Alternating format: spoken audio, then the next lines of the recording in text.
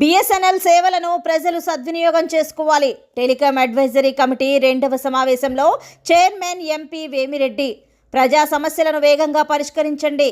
గత ఆర్థిక సంవత్సరంలో 540 కోట్లతో లాభాల బాటలో సంస్థ. అధికారులు, టీఏసీ సభ్యులు సమన్వయంతో పనిచేయాలి.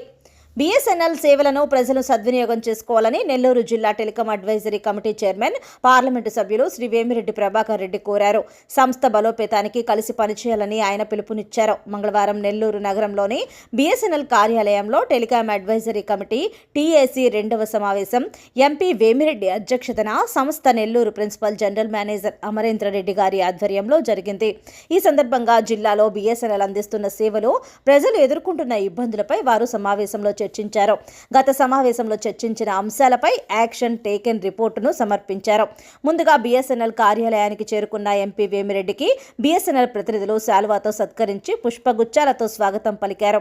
అనంతరం బిఎస్ఎన్ఎల్ సాధించిన ప్రగతిని వివరించారు. ఈ సందర్భంగా ఎంపీ వేమిరెడ్డి జిల్లాలో బిఎస్ఎన్ఎల్ సేవలకు సంబంధించి ప్రగతిని, అలాగే ప్రజలు ఎదుర్కొంటున్న పలు ఇబ్బందులను అధికారుల దృష్టికి తీసుకెళ్లారు.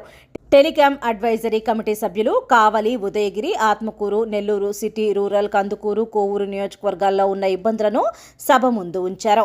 ఈ కార్యక్రమంలో టీఏసీ సభ్యులు Katari Ramanaiah, Gurram Malyadri, Prasad, Brahmanandam, Ramesh Babu, Mungara Gopal, Anusha, Surendra Reddy, DGM M Srinivasa Rao, IFA Srinivasa Rao, AGM P Srinivasa Rao, ఇతర ముఖ్య అధికారులు తదితరులు పాల్గొన్నారు.